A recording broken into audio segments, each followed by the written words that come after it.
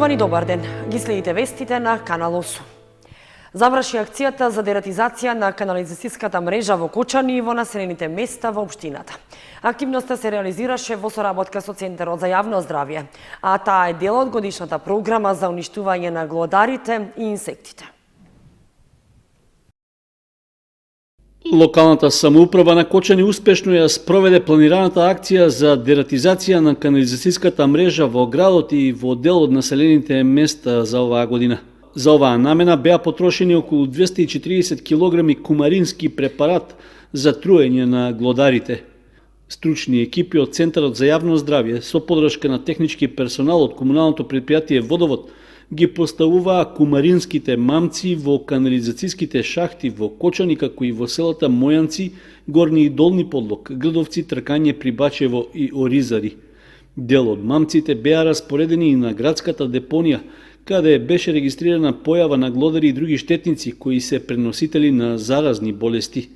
Акцијата за дератизација е превентивна и се спроведува во рамки на програмата за заштита на населението од заразни болести, во која е вклучено и редовното прскање против комарците.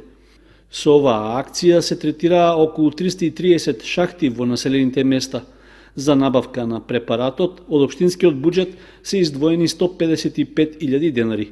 Акцијата за дератизација се спроведува во овој период од годината затоа што по завршувањето на жетвата на оризот вообичаено е регистрирањето зголемено присуство на глодари во населените места.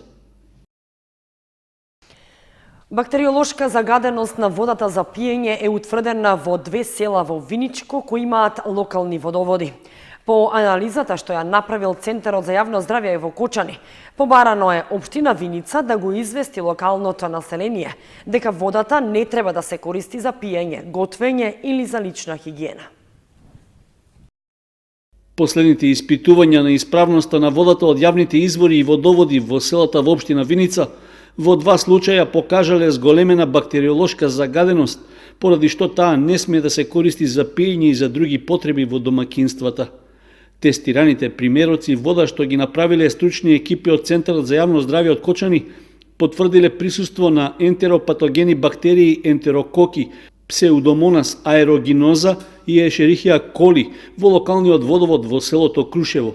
Слични резултати се добиени и од локалниот водовод во селото Кршла, при што е констатиран зголемен број на молиморфни бактерии. Испитаниот примерок на вода во селото Крушево не одговара на законските и стручни прописи во однос на испитуваните параметри за бактериолошка анализа, со оглед што има и зголемен број бактерии на 22 степени Целзиусови. Исто така не одговара и според физичко-хемиската анализа поради зголемена потрошувачка на калиум перманганат, што е знак на органско загадување. Констатирано е дека нема хлорирање, односно има отсуство на резидуален хлор од 0,2 до 0,5 мг на литар. Водата во ова село не смее да се користи за пиење, туку само како технолошка, се истакнува во извештајот од Центарот за јавно здравје во Кочани.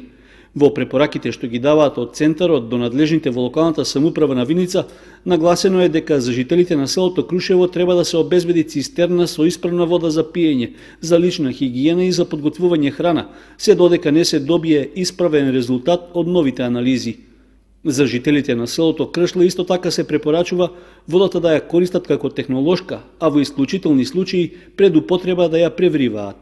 Останатите испитани примероци од локалните водоводи во селата Калиманци, Трстија, Драгобраште, Трсино и Пеклани покажале задоволителни резултати и водата може да се користи за пиење.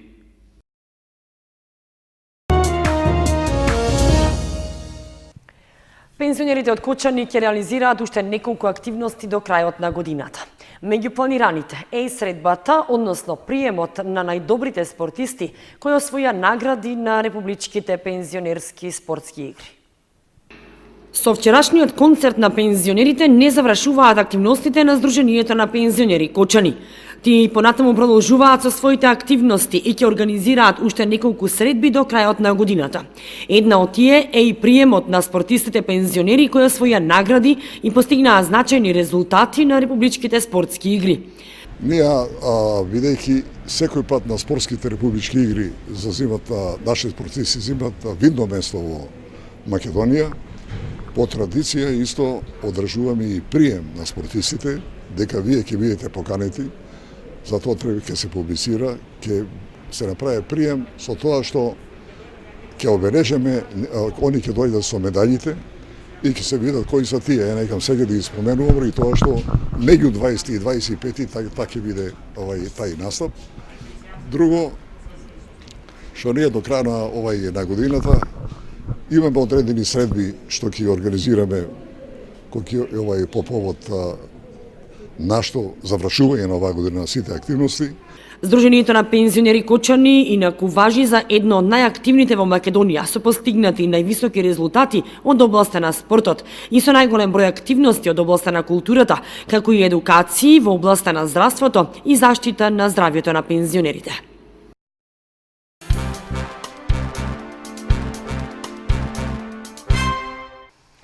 Во Центарот за култура Бели Мугри в петок ќе биде отворена изложбата Карпино 2019. В сабота пак ќе биде промовирана книгата Асоцијативите во македонскиот современ јазик на Марија Соколова од Кочани. Во Центарот за култура Бели Мугри ќе биде отворена меѓународната ликовна изложба Карпино 2019. Оваа година учество зедоа 15 уметници од Италија, Хрватска, Црна Гора, Србија и уметници од домашната сцена, кои се представија со 40 дела. Уметниците твореа во техника акрил и масло на платно, како и комбинирана техника. Изложбата ќе биде отворена на 13 декември во салонот Фоаје 2 во Центарот за култура Бели Мугри во 12 часот и 30 минути. В сабота на 14 декември пак во Центарот за култура Бели Мугри ќе биде промовирана книгата Асоцијативите во македонскиот современ јазик со асоцијативен речник на македонскиот јазик и обратен асоцијативен речник на македонскиот јазик. Книгата е дело на Марија Соколова, која од направените истражувања, додека ја пишувала, може да констатира дека за младиот човек кај нас најголеми вредности се животот, човекот, среќата, љубовта и парите, бидејќи тоа се зборови кои што најчесто им паѓаат на памет на македонските студенти и тоа се најголемите потреби за сите луѓе воопшто. Книгата ќе биде промовирана во Центарот за култура во 12 часот, а промотори се професор доктор Снежана Виновска-Антевска и доцент доктор Искра Тасевска Хаджибошкова. Од Центарот за култура Бели Мугри ги покануваат сите љубители на пишаниот збор и на уметноста да ги посетат двата настани во наредните 2 дена.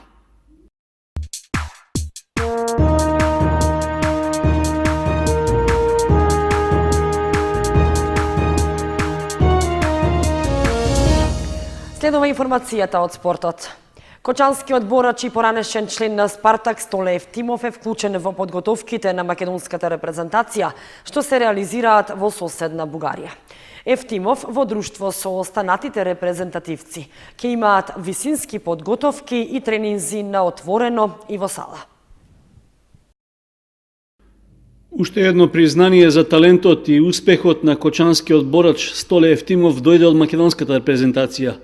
Селекторот Вранези го повика Евтимов заедно со останатите репрезентативци на зимските подготовки што се реализираат во соседна Бугарија. Подготовките се висински, односно репрезентацијата се наоѓа на надморска височина од над 2200 метри во спортскиот комплекс Белмекен кај Велинград. Подготовките на македонските репрезентативци стартуваа на почетокот од овој месец и ќе траат до 23 декември. Според информациите од нашиот табор се тренира 2 пати дневно, на отворено и во спортската сала што е во состав на комплексот Белмекен. Условите за работа се одлични, а покрај нашата репрезентација на подготовки се наоѓаат и домашните репрезентативни тимови, како и репрезентациите на Украина, Романија, Русија, Молдавија, Италија и Германија. Планирано е покрај тренинзите во сала и на отворено, нашите борачи да имаат и неколку пријателски средби со своите колеги од другите репрезентации. Со тоа ќе можат да ја проверат формата и подготвеноста пред престојните домашни и меѓународни надпреварувања.